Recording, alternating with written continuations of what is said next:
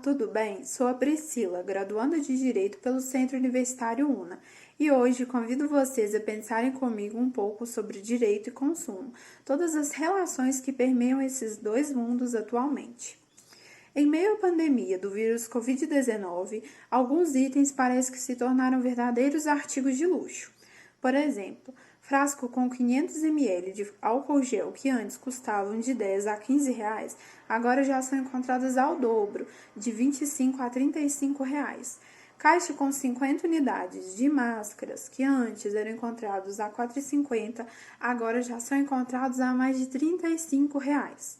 Caixa com luvas de 14,50, agora a mais de 20 reais. Por aí vai.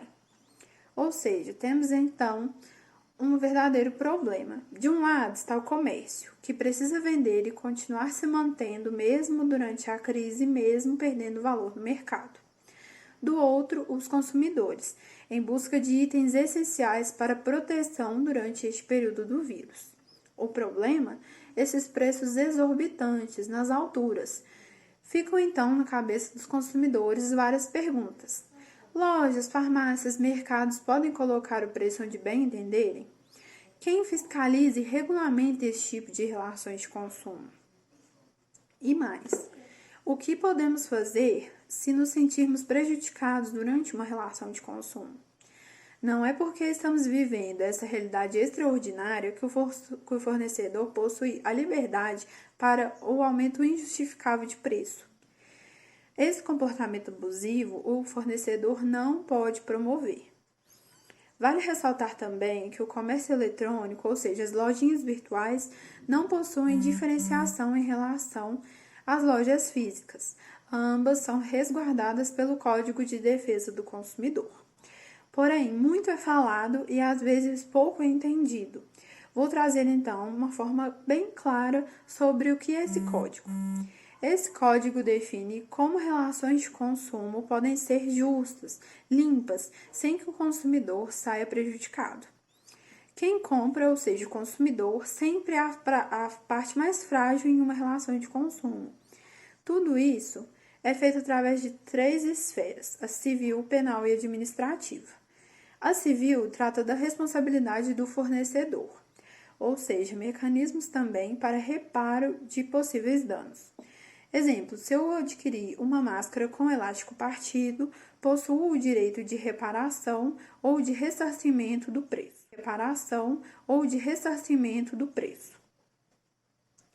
Já a área administrativa, por exemplo, trata do consumo, mas em relação ao poder público. Por exemplo, a fiscalização dos preços em meio ao vírus e à pandemia, como é o caso, por exemplo, do PROCON.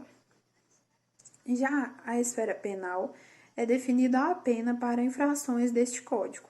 Por exemplo, se eu falsificar álcool gel, posso sim levar à detenção.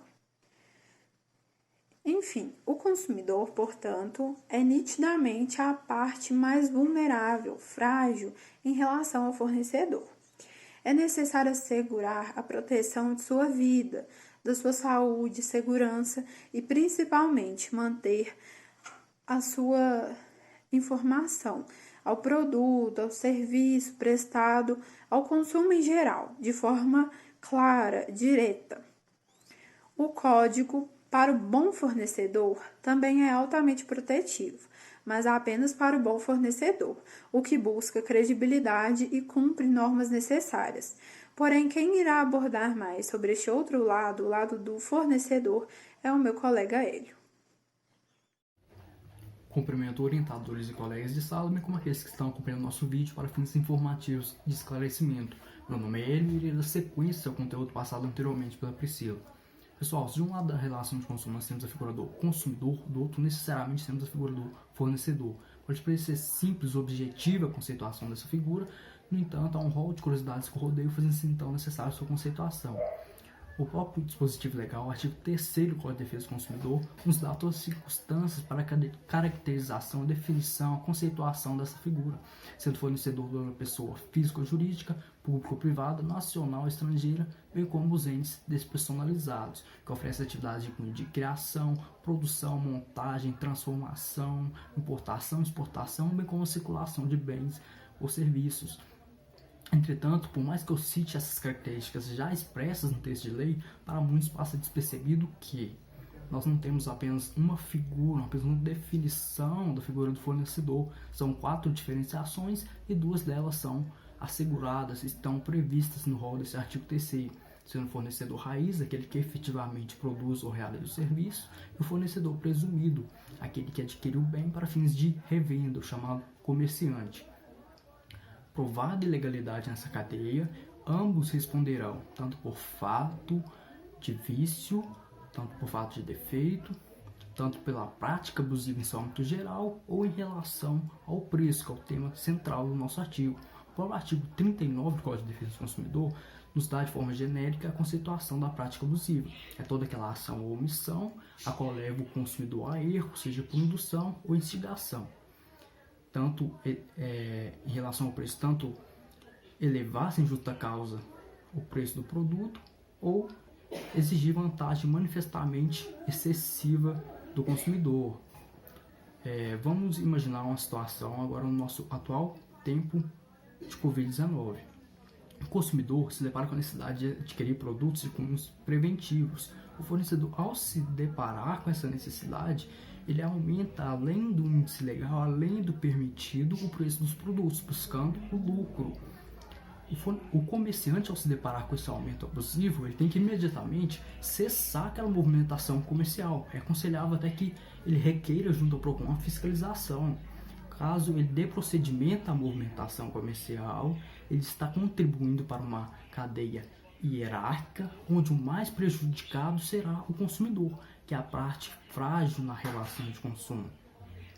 No entanto, pessoal, é necessário a informação de que não é todo aumento no preço do produto que se configura uma prática abusiva, como vemos notícias para todo lado. Tem que se observar circunstâncias como a atual prática econômica nacional, se houve uma mudança, um possível aumento na matéria-prima do produto, um possível aumento de salário, ou até mesmo um aumento de custo, perfeito? Dado o esclarecimento, a gente termina por aqui. Esse aqui é um vídeo mais curto mesmo. Vocês podem estar acompanhando o nosso Instagram, que vamos deixar na descrição, que é onde fazemos a podcast diária, todas as notícias relacionadas ao Covid-19 e relacionadas ao direito do consumidor. E o nosso site vamos deixar aqui também, que é onde nós publicamos a matéria mais densa para estudo, para anotações, pessoal. Todo o nosso conteúdo ele é verificado pelos nossos professores, perfeito?